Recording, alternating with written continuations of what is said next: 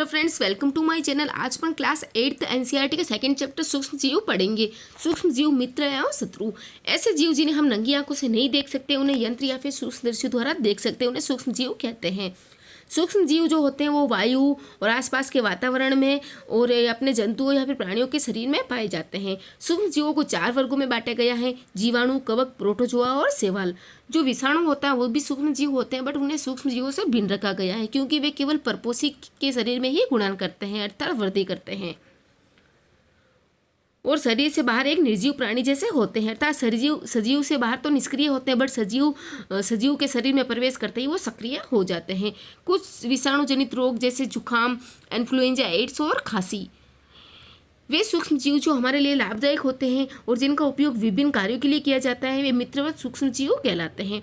ये जैसे हमारे दही, ब्रेड और केक बनाने में इनका यूज किया जाता है। प्राचीन काल से ही सूक्ष्म जीवों का उपयोग अल्कोहल बनाने में किया जाता है। कुछ सूक्ष्म जीव होते हैं वो मृदा की उर्वरकता को बढ़ाते हैं। लैक्टोबैसिलस जीवाणु जो होता है वो दूध को दही में परिवर्तित करने वाला जीवाणु होता है। जो ईस्ट होता है वो जब उसका रेस्पिरेशन के दौरान कार्बन डाइऑक्साइड गैस उत्पन्न होती है। जो किण्वन का प्रोसेस होता है, फर्मेंटेशन का प्रोसेस होता है, उसमें क्या होता है कि फलों के रस से ईस्ट के उपयोग लेके उसको अल्कोहल बनाई जाती है। इसमें यीस्ट प्राकृतिक शर्करा को निम्नीकरण कर अल्कोहल में परिवर्तित कर देता है। ऐसी औषधि जो जीवाणु की वृद्धि को रोक दे, अर्थात उनको पूरी तरह नष्ट कर दे, उसी को एंटीबायोटिक या फिर एंटीजैविक कहलाती है। ऐसी एंटीबायोटिक के एग्जाम्पल्स है पेनिसिलिन, स्ट्रिप्टोमाइसिन, टेट्रासाइक्लिन, एरिथ्रोमाइसिन आदि। सन 1929 में अलेक्जेंडर फ्लेमिंग ने पेनिसिलिन की खोज की।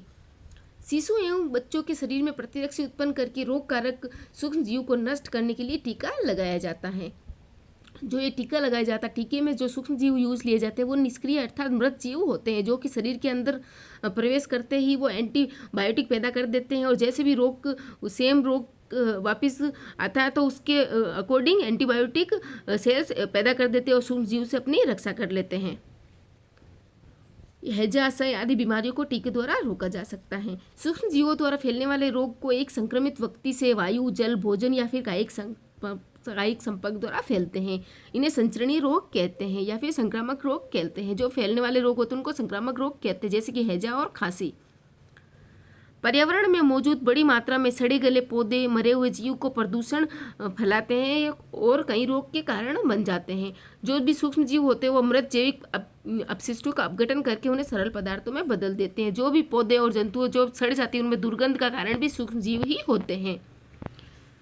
जो भी वायुमंडल में नाइट्रोजन जो होती है वो 78% होती है। संचरणीय रोग होते हैं उनका वाहक होता है कि घरेलू मक्खी। मलेरिया रोग का वाहक होता है मादा एनोफिलीज मच्छर।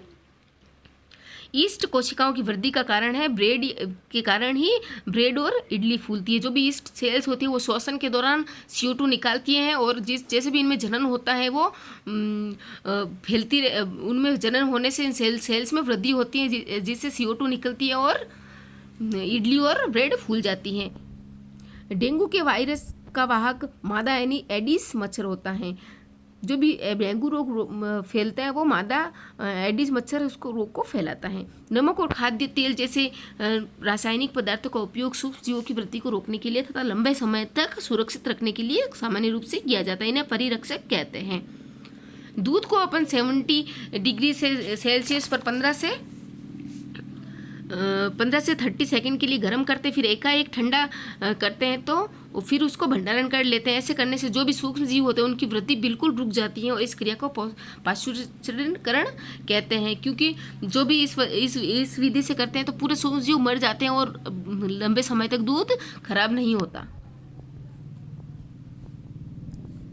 ऐसी औषधियाँ जो बीमारी पैदा करने वाले सूक्ष्म जीवों को नष्ट कर देती हैं या उनकी वृद्धि को रोक देती हैं एंटीबायोटिक या फिर प्रतिजैविक कहलाती हैं। प्रतिजैविक दवाइयाँ डॉक्टर की सलाह पर लेनी चाहिए और उनका कोर्स पूरा करना चाहिए, अन्यथा अगली बार आवश्यकता पड़ने पर एंटीबायोटिक इतनी असरदार नहीं होती। जो भी सूक्ष्म जीव होते हैं वो सूक्ष्मदर्शी द्वारा देखे जा सकते हैं। नीलहरित शैवाल वायु से नाइट्रोजन का स्थिरीकरण करते हैं और मिट्टी की उर्वरता शक्ति को बढ़ाता है। अल्कोहल का उत्पादन ईस्ट नामक सूक्ष्म जीव की सहायता से किण्वन के प्रोसेस के द्वारा किया जाता है। हैजा जो होता है घरेलू मक्खी के द्वारा फैलता है। ये देखो, ये किण्वन का प्रोसेस।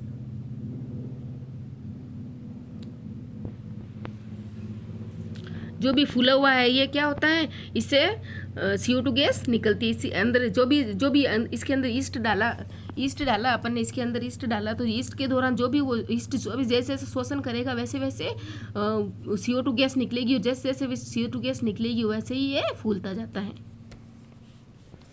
और ये है अलेक्जेंडर फ्लेमिंग, जिसने इसकी खोज की पेनिसिलिन की।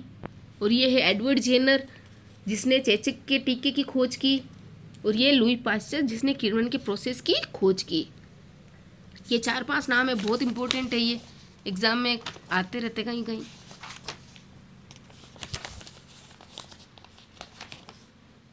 और ये है एक रॉबर्ट कोच, मैंने 4 नेम बताया आपको। रॉबर्ट कोच ने एंथ्रेक्स नामक जीवाणु की खोज की थी।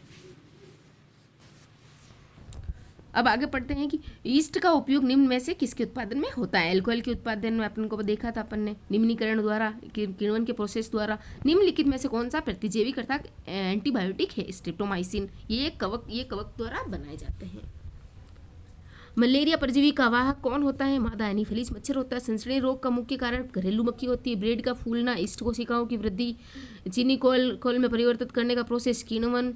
और ये देखो कॉलम ए और कॉलम बी से मिलाना है, नीचे मिलाया हुआ पड़ा है।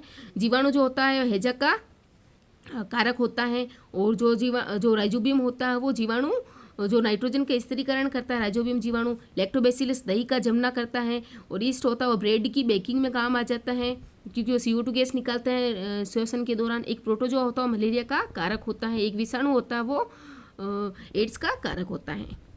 क्या सूक्ष्म जीव बिना यंत्र की सहायता से देखे जा सकते हैं? यदि नहीं तो कैसे? देखो सूक्ष्म जीव जो होते हैं हमेशा ये माइक्रोस्कोप से ही देख सकते हैं अपन, क्योंकि वो बहुत सूक्ष्म नग्न आंखों से अपन नहीं देख सकते। सूक्ष्म जीवों के वर्ग कौन कौन से हैं? सूक्ष्म जीवों के वर्ग हैं, ये देखो। एक तो ये है अपने बैक्टीरिया, ये ऊपर वाले सारे बैक्टीरिया हैं। ये है अपने शैवाल, ये है अपना प्रोटोजोआ, और ये है कवक। और ये है वायरस है, जो इसको सूक्ष्म जीवों से श्रेणी से थोड़ा अलग रखा गया है, क्योंकि ये परपोषी पर कार्य करता है। सूक्ष्म जीवों के मुख्य वर्ग कौन कौन से बता दिया मैंने आपको। वायुमंडलीय गैस का मिट्टी में स्थिरीकरण करने वाले सूक्ष्म जीवों के नाम लिखिए। राइजोबियम होता है, जो कि दालों के पौधों की जड़ों में गांठे के रूप में उपस्थित रहता है। और नीलहरित शैवाल। हमारे जीवन में उपयोगी सूक्ष्म जीवों के बारे में, लैक्टोबैसिलस ऐसा सूक्ष्म जीव जो दूध को दही में बनाता है। ईस्ट एक कवक प्रजाति का सूक्ष्म जीव होता है, जिसका उपयोग ब्रेड और केक बनाने में किया जाता है। ईस्ट का उपयोग प्राचीन काल से ही किण्वन के प्रोसेस द्वारा अल्कोहल बनाने में किया जाता है। राइजोबियम नामक जीवाणु जो होता है वो नाइट्रोजन, जो भी गैसीय नाइट्रोजन होती है, वायुमंडल की नाइट्रोजन होती है, इसको स्थिरीकरण करके यौगिकों में परिवर्तित कर देता है, जिससे पौधों की जड़ें उसको सोख लेती हैं। कार्बनिक अपशिष्ट जैसे कि सब्जियों के छिलके, मृत जंतुओं के अवशेष, विष्ठा आदि का अपघटन जीवाणुओं के द्वारा किया जाता है। कार्बनिक अपशिष्ट से अपन खाद भी बनाते हैं। जीवाणुओं का उपयोग औषधि उत्पादन एवं कृषि में मृदा की उर्वरता बढ़ाने के लिए किया जाता है, जिससे नाइट्रोजन स्थिरीकरण होता है। स्ट्रेप्टोमाइसिन, टेट्रासाइक्लिन और एरिथ्रोमाइसिन सामान्य रूप से उपयोग ली जाने वाली एंटीबायोटिक होती है, जिसे जीवाणु या फिर कवक द्वारा बनाया जाता है। ज़्यादातर कवकों द्वारा ही बनाए जाते हैं। पेनिसिलियम नामक फफूंद से पेनिसिलिन नामक की एंटीबायोटिक बनाई जाती हैं। पशु आहार, जो भी अपन पशुओं को कुक्कुट को आहार देते हैं, उसमें एंटीबायोटिक मिलाए जाते हैं, जिससे कि पशुओं में सूक्ष्म जीवों का संचरण रोक सके।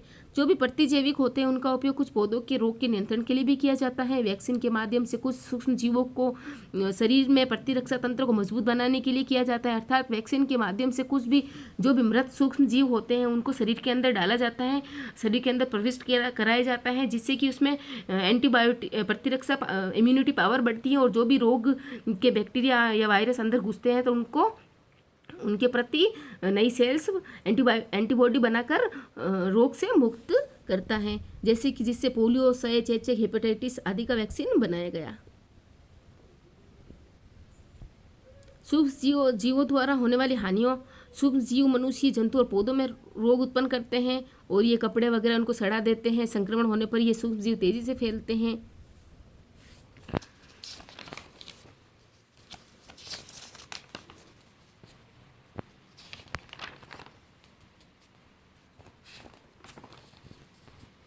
ये देखो, ये है राइजोबियम। ये देखो लेंगियम अर्थात दाल के पौधों की जड़ों में पाए जाने वाला बैक्टीरिया, जो भी ये घाटे के रूप में दिखाई दे रहा है, ये सारे क्या है? ये राइजोबियम जीवाणु होता है, जो कि नाइट्रोजन स्थिरीकरण करता है।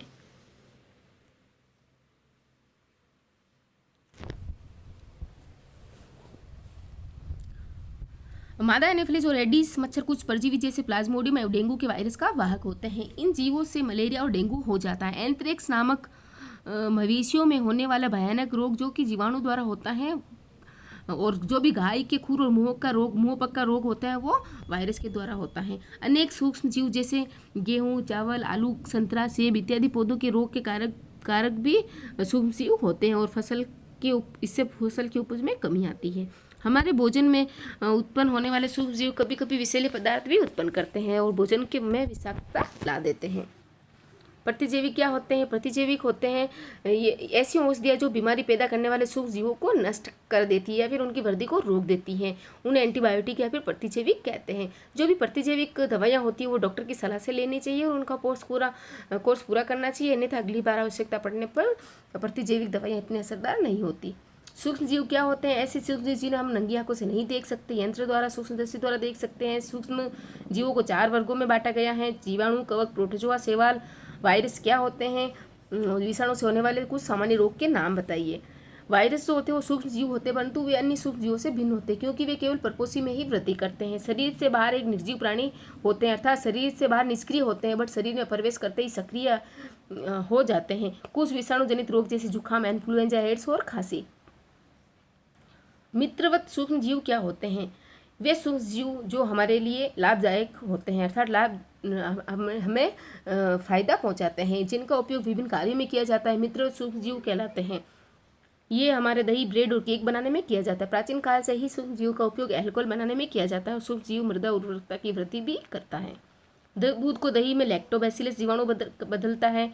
ईस्ट श्वसन के दौरान CO2 गैस निकालता है। उस प्रक्रिया का नाम बताओ जो फलों के रस से अल्कोहल बनाई जाती है किण्वन के प्रोसेस से ईस्ट के द्वारा। किण्वन क्या है? ये एक प्रोसेस होता है जिसमें फलों के रस से अल्कोहल बनाई जाती है। इसमें ईस्ट प्राकृतिक शर्करा को निम्नीकरण कर अल्कोहल में बदल देता है। एंटीबायोटिक क्या है? ऐसी औषधि जो जीवाणु की वृद्धि को रोक देती है या फिर उन्हें नष्ट कर देती है। जीवाणु और कवकों से उत्पादित होने वाली प्रतिजैविक या एंटीबॉडी औषधियों के नाम बताइए। पेनिसिलिन, स्ट्रेप्टोमाइसिन, टेट्रासाइक्लिन और एरिथ्रोमाइसिन। पेनिसिलिन की खोज 1929 में अलेक्जेंडर फ्लेमिंग ने की। शिशु एवं बच्चों को टीका क्यों लगाया जाता है? बहुत इंपॉर्टेंट क्वेश्चन है ये। शिशु और बच्चों के शरीर में प्रतिरक्षी उत्पन्न करके रोग कारक सूक्ष्म जीवों को नष्ट करने के लिए टीका लगाया जाता है। जो भी प्रतिरक्षी उत्पन्न कैसे करते हैं? क्योंकि जो भी टीके के दौरान जो भी ये सूक्ष्म जीव, मृत सूक्ष्म जीव बॉडी के अंदर प्रविष्ट कराए जाते हैं, जिससे अंदर उसके रोग के प्रति एंटीबॉडी बनती है और रोग कारक सूक्ष्म जीव को नष्ट कर देती है। जैसे कि हैजा सही आदि बीमारियों को टीकों द्वारा रोका जाता है। संचरणीय रोग वही और संक्रामक रोग होते हैं जो एक दूसरे से भोजन या फिर कायिक संपर्क या फिर वायु और जल से या फिर खांसी से और हैजा वगैरह, ये खांसी ये क्या है? संक्रामक रोग होते हैं। जैविक नाइट्रोजन स्थिरीकरण का नाम लिखिए। जो भी जैविक नाइट्रोजन स्थिरीकरण कौन कौन से होते हैं? राइजोबियम जीवाणु होता है और नीलहरित शैवाल होता है। स्थिरीकरण से मृदा को क्या फायदा होता है? नाइट्रोजन से मृदा की उर्वरता क्षमता बढ़ती है और नाइट्रोजन का संवर्धन होता है, अर्थात गैसीय नाइट्रोजन का यूज़ बिल्कुल पौधे कर ही नहीं सकते, उससे वो यौगिकों में बदल देने से उनका संवर्धन होता है, अर्थात उनका यूज हो जाता है। सूक्ष्म जीव पर्यावरण के शुद्धिकरण में किस प्रकार उपयोगी होते हैं? जो पर्यावरण में मौजूद बड़ी मात्रा में सड़े पौधे, मरे हुए जीव जो प्रदूषण फैलाते हैं वो कई रोगों के कारण हैं। सूक्ष्म जीव जो होते हैं वो मृत जैविक अपशिष्टों का विघटन करके उन्हें सरल पदार्थों में परिवर्तित कर देते हैं। ये पदार्थ उन अन्य पौधों को जंतुओं, दुर्गंधयुक्त पदार्थ सूक्ष्म जीवों द्वारा उपयोग किए जाते हैं। जो भी सूक्ष्म जीव होते हैं वो भी सड़ी गली पदार्थों के ऊपर उनको अपशिष्टों को अपघटन करके उनको सरल पदार्थों में परिवर्तित कर देते हैं। वायुमंडल में 78% नाइट्रोजन गैस होती है। संचरणीय रोग मक्खी द्वारा। एनोफिलीज मच्छर जो होता है मलेरिया का वाहक होता है। ईस्ट कोशिकाओं की वृद्धि से इडली फूलती है। डेंगू का वायरस है। मादा एडीज मच्छर फैलने के रोकने से कोई 3 उपाय। हमें पानी को कहीं पे भी रुका हुआ नहीं रहना देना चाहिए। इकट्ठा हुआ पानी में मिट्टी का तेल ऊपर छिड़काव कर देना चाहिए जिससे मच्छर उसके ऊपर पानी के ऊपर ना बैठ सके। अपने आसपास सफाई रखें। टाइफाइड रोग के संचरण के तरीके। इस रोग का संचरण जल के द्वारा होता है, इसलिए जल को प्रदूषित होने से बचाएं। हैजा रोग के संचरण का तरीके। इस रोग का संचरण जल या फिर भोजन के द्वारा होता है। दूषित भोजन या फिर दूषित जल के द्वारा हैजा रोग का संचरण होता है, बासी खाना खाने से हो जाता है। परिरक्षक किसे कहते हैं? नमक और खाद्य तेल जैसे रासायनिक पदार्थों का उपयोग सूक्ष्म जीवों की वृद्धि रोकने के लिए एवं लंबे समय तक सुरक्षित रखने के लिए सामान्य रूप से किया जाता है। इन्हें परिरक्षक कहते हैं। पाश्चुरीकरण किसे कहते हैं? दूध को 70 डिग्री सेल्सियस और 15 से 30 सेकंड के लिए गर्म करते हैं, फिर एकदम ठंडा किया जाता है और फिर उसको भंडारण कर लिया जाता है। ऐसे करने से जो भी सूक्ष्म जीव होते हैं उनकी वृद्धि वहीं के वहीं रुक जाती है और इस प्रक्रिया को पाश्चुराइजेशन कहते हैं।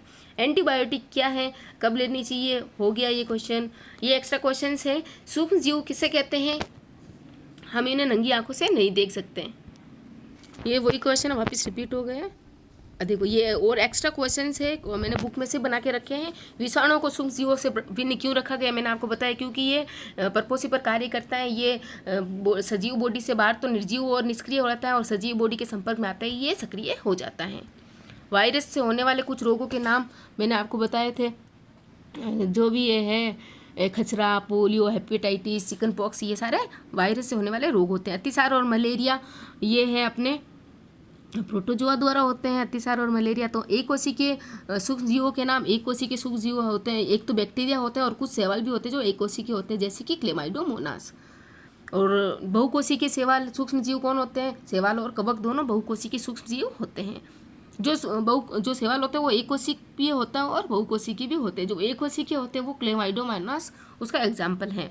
उन सूक्ष्म जीवों के एक एक उदाहरण देखिए जो अकेले रहते हैं। अकेले कौन रहता है? अमीबा एक ऐसा सूक्ष्म जीव है जो अकेला रहता है और समूह में कवक और जीवाणु जो होते हैं वो समूह में रहते हैं। पर्यावरण को स्वस्थ बनाए रखने के लिए सूक्ष्म जीव कैसे उपयोगी? अपने को पता है कि कुछ सूक्ष्म जीव जैविक कचरे जैसे कि मृत पदार्थों एवं जंतु अपशिष्ट पर अपघटित कर सरल पदार्थों में उन्हें परिवर्तित कर देते हैं। इससे वातावरण